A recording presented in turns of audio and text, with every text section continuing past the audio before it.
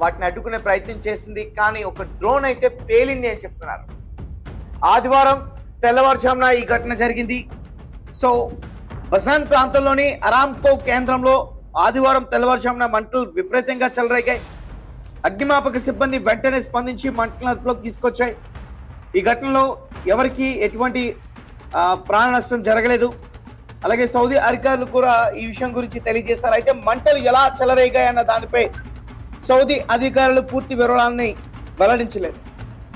అయితే బజాన్లోని అరామ్కో చమురు శుద్ధి కేంద్రాలపైన డ్రోన్ దాడి జరిగినట్టుగా కూడా హౌతీలు ప్రకటించారు. మేమే దాడి చేసాం, ఎస్ దాడి చేసింది మేమే అంటూ కూడా వారే ప్రకటించారు. సౌదీ అరేబియాపై తమ సైనిక చర్యల్లో భాగంగానే ఈ దాడి చేపట్టినట్లు వారు పేర్కొన్నారు. తమ గగనతలంలోకి సౌదీ డ్రోన్ల చొరబాటుకు ప్రతిస్పందనగానే ఈ దాడి చేసినట్టు హౌతీ సైనిక ప్రతినిధి బ్రిగేడియర్ జనరల్ యాహ్వా సరీ తెలియజేశారు. అయితే ఇంతకుముందు కూడా సౌదీ పైన ఇలానే ఇరాక్కి సంబంధించి ప్రాక్సీ గ్రూప్స్ అటాక్ చేసే ప్రయత్నం చేస్తే యుఎస్ అలాగే సౌదీ జాయింట్ ఆపరేషన్ చేసి ఆ ప్రాక్సీ గ్రూప్స్ స్థావరాలపైన అటాక్ చేశారు. షియా మిలిషియస్ గ్రూప్స్ ఇంకా చాలా ఉన్నాయి ఇరాక్లోనే. వీళ్ళందరూ ఏంటంటే ఇరాన్కి సపోర్ట్ చేస్తారు, యుఎస్ని ఇజ్రాయెల్ని వ్యతిరేకిస్తారు, అలాగే గల్ఫ్ కంట్రీస్లో కూడా వ్యతిరేకిస్తారు. కానీ వీళ్ళ నెట్వర్కింగ్ అయితే ఉంటుంది. అంటే ఇప్పుడు జరిగిన ఈ దాడిలో ఇరాన్ యొక్క హస్తం ఉందా, లేదంటే రీసెంట్గా 3 దేశాలు ఒక ఒప్పందం చేసుకునే, రక్షణ ఒప్పందం చేసుకునే, అందులో పాకిస్తాన్, టర్కీ, సౌదీ అరేబియా, దానికి సంబంధించి ఈ అటాక్ చేశారా? సో ఇరాన్ గురించి అందరికీ తెలిసిందే. ఇరాన్కి గల్ఫ్ కంట్రీస్లో ప్రాక్సీ గ్రూప్స్ లేకపోయినా కానీ తమ నెట్వర్క్ని యూజ్ చేసి బాంబు దాడులు చేయడానికి ప్రయత్నిస్తుంది. అలాగే గాజా, తర్వాత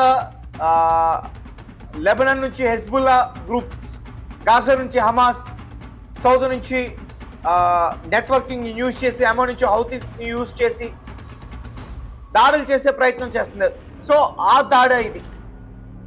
సో మరి సౌదీ పైన అటాక్ చేసినందుకు రీసెంట్గానే ఒప్పందం చేసుకున్న దేశాలు ఏం చేస్తాయి, మరి అవి స్పందిస్తాయా, స్పందించవా? అంతకుముందు యుఎస్ జాయింట్ ఆపరేషన్స్తో సౌదీ అలాగే యుఎస్ రెండు కూడా ఇరాక్లోని కొన్ని గ్రూప్స్ పైన అటాక్ చేయడానికి ప్రయత్నించాయి. ప్రాక్సీ గ్రూప్స్ పైన అటాక్ చేస్తాయి. మరి ఇప్పుడు అమన్ పైన అటాక్ చేస్తే, ఒకవేళ అమన్ పైన అటాక్ చేసే ప్రయత్నం చేస్తే, హౌతీస్ పైన అటాక్ చేసే ప్రయత్నం చేస్తే, ఈ హర్మోస్ జలసంధిని ఎలా అయితే క్లోజ్ చేస్తారో వారు రెడ్ సీ దగ్గర ఉన్న బాబ్ ఆల్ మందాబ్, అది కూడా ఒక హర్మోస్ లాంటిదే.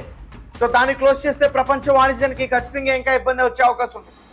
అంటే ఈ హర్మోస్ దగ్గర ఉన్న ఈ ప్రెజర్ని ప్రపంచ దేశాల ముందు ఎలా తీసుకొచ్చే ప్రయత్నం చేస్తుందో ఇరాన్, అలాగే రెడ్ సీ దగ్గర కూడా తీసుకొచ్చి, అంటే పూర్తిగా సమస్య పరిష్కారం అయ్యేంత వరకు దాన్ని కూడా క్లోజ్ చేయడానికి ఏమైనా ప్రయత్నాలు చేస్తుందా, దానికి సన్నాహాలు చేస్తుందా ఇరాన్?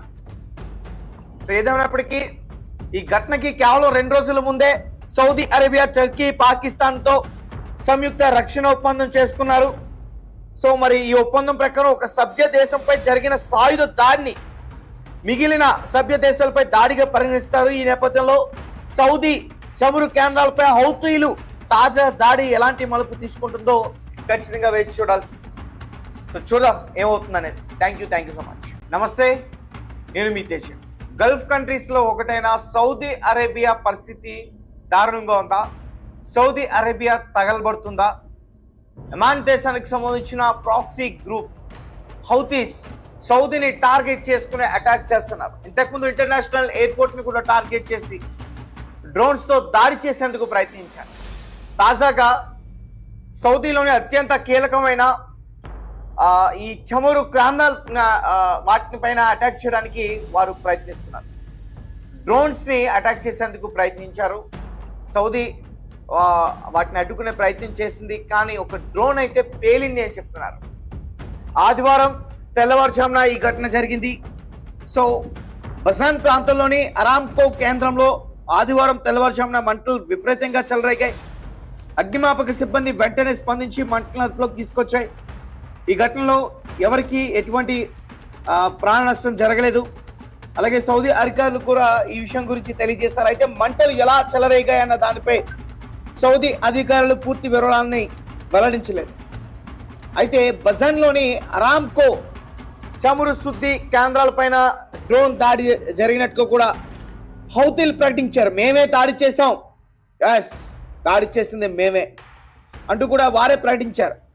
సౌదీ అరేబియాపై తమ సైనిక చర్యల్లో భాగంగానే ఈ దాడి చేపట్టినట్లు వారు పేర్కొన్నారు. తమ గగనతలంలోకి సౌదీ డ్రోన్ల చొరబాటుకు ప్రతిస్పందనగానే ఈ దాడి చేసినట్టు హౌతీ సైనిక ప్రతినిధి బ్రిగేడియర్ జనరల్ యాహ్వా సరీ తెలియజేశారు.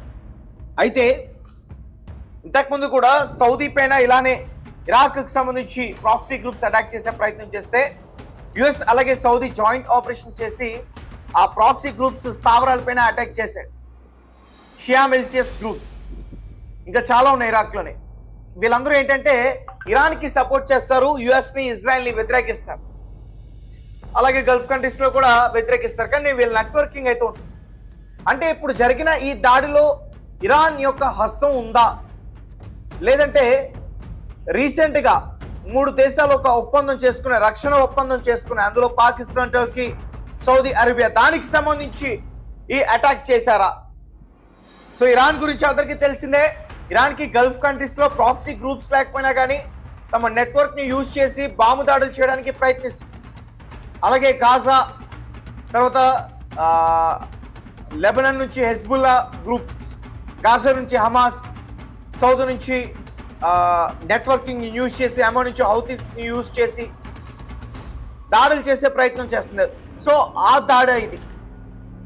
సో మరి సౌదీ పైన అటాక్ చేసినందుకు రీసెంట్గానే ఒప్పందం చేసుకున్న దేశాలు ఏం చేస్తాయి, మరి అవి స్పందిస్తాయా, స్పందించవా? అంతకుముందు యుఎస్ జాయింట్ ఆపరేషన్స్తో సౌదీ అలాగే యుఎస్ రెండు కూడా ఇరాక్లోని కొన్ని గ్రూప్స్ పైన అటాక్ చేయడానికి ప్రయత్నించాయి. ప్రాక్సీ గ్రూప్స్ పైన అటాక్ చేస్తే మరి ఇప్పుడు అమన్ పైన అటాక్ చేస్తే, ఒకవేళ అమన్ పైన అటాక్ చేసే ప్రయత్నం చేస్తే, హౌతీస్ పైన అటాక్ చేసే ప్రయత్నం చేస్తే, ఈ హర్మోస్ జలసంధిని ఎలా అయితే క్లోజ్ చేశారో వారు రెడ్ సీ దగ్గర ఉన్న బాబ్ ఆల్ మందాబ్, అది కూడా ఒక హర్మోస్ లాంటిదే.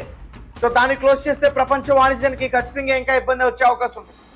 అంటే ఈ హర్మోస్ దగ్గర ఉన్న ఈ ప్రెజర్ని ప్రపంచ దేశాల ముందు ఎలా తీసుకొచ్చే ప్రయత్నం చేస్తుందో ఇరాన్, అలాగే రెడ్ సీ దగ్గర కూడా తీసుకొచ్చి, అంటే పూర్తిగా సమస్య పరిష్కారం అయ్యేంత వరకు దాన్ని కూడా క్లోజ్ చేయడానికి ఏమైనా ప్రయత్నాలు చేస్తుందా, దానికి సన్నాహాలు చేస్తుందా ఇరాన్?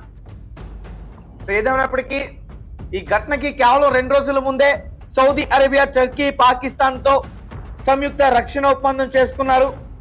సో మరి ఈ ఒప్పందం ప్రకారం ఒక సభ్య దేశంపై జరిగిన సాయుధ దాడిని మిగిలిన సభ్య దేశాలపై దాడిగా పరిగణిస్తారు. ఈ నేపథ్యంలో సౌదీ చమురు కేంద్రాలపై హౌతీలు తాజా దాడి ఎలాంటి మలుపు తీసుకుంటుందో ఖచ్చితంగా వేచి చూడాల్సింది. సో చూద్దాం ఏమవుతుందనేది. Thank you so much. నమస్తే, నేను మీ దేశం.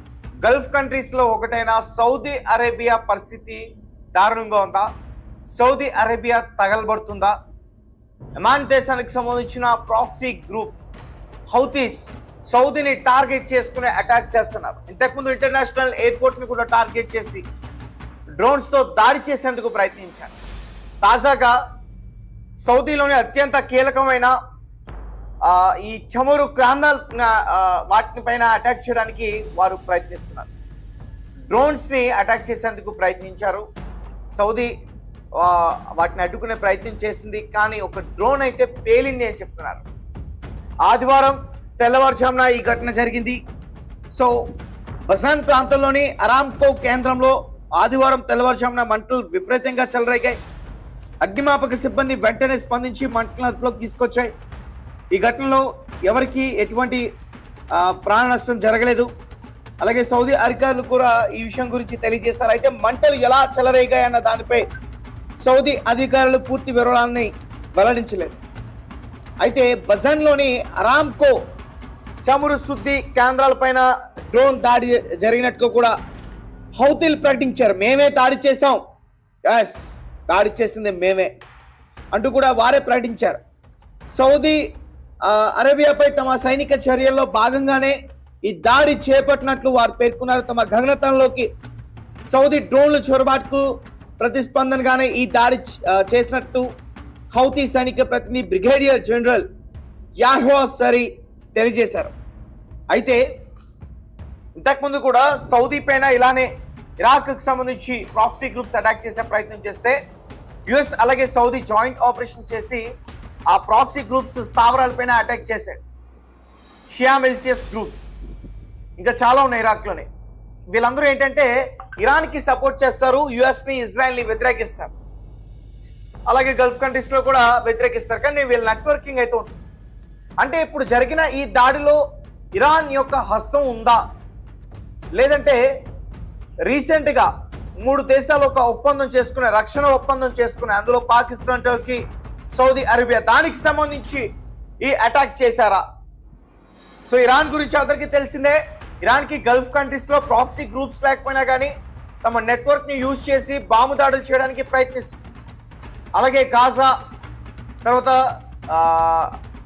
లెబనాన్ నుంచి హెజ్బుల్లా గ్రూప్స్, గాజా నుంచి హమాస్, సౌదీ నుంచి నెట్వర్కింగ్ యూజ్ చేసి, అమో నుంచి హౌతీస్ని యూజ్ చేసి దాడులు చేసే ప్రయత్నం చేస్తుంది. సో ఆ దాడి ఇది. సో మరి సౌదీ పైన అటాక్ చేసినందుకు రీసెంట్గానే ఒప్పందం చేసుకున్న దేశాలు ఏం చేస్తాయి, మరి అవి స్పందిస్తాయా, స్పందించవా? అంతకుముందు యుఎస్ జాయింట్ ఆపరేషన్స్తో సౌదీ అలాగే యుఎస్ రెండు కూడా ఇరాక్లోని కొన్ని గ్రూప్స్ పైన అటాక్ చేయడానికి ప్రయత్నించాయి. ప్రాక్సీ గ్రూప్స్ పైన అటాక్ చేస్తాం. మరి ఇప్పుడు అమన్ పైన అటాక్ చేస్తే, ఒకవేళ అమన్ పైన అటాక్ చేసే ప్రయత్నం చేస్తే, హౌతీస్ పైన అటాక్ చేసే ప్రయత్నం చేస్తే, ఈ హర్మోస్ జలసంధిని ఎలా అయితే క్లోజ్ చేశారో వారు రెడ్ సీ దగ్గర ఉన్న బాబ్ ఆల్ మందాబ్, అది కూడా ఒక హర్మోస్ లాంటిదే. సో దాన్ని క్లోజ్ చేస్తే ప్రపంచ వాణిజ్యానికి ఖచ్చితంగా ఇంకా ఇబ్బంది వచ్చే అవకాశం ఉంది. అంటే ఈ హర్మోస్ దగ్గర ఉన్న ఈ ప్రెజర్ని ప్రపంచ దేశాల ముందు ఎలా తీసుకొచ్చే ప్రయత్నం చేస్తుందో ఇరాన్, అలాగే రెడ్ సీ దగ్గర కూడా తీసుకొచ్చి, అంటే పూర్తిగా సమస్య పరిష్కారం అయ్యేంత వరకు దాన్ని కూడా క్లోజ్ చేయడానికి ఏమైనా ప్రయత్నాలు చేస్తుందా, దానికి సన్నాహాలు చేస్తుందా ఇరాన్? సో ఏదేమైనప్పటికీ ఈ ఘటనకి కేవలం 2 రోజుల ముందే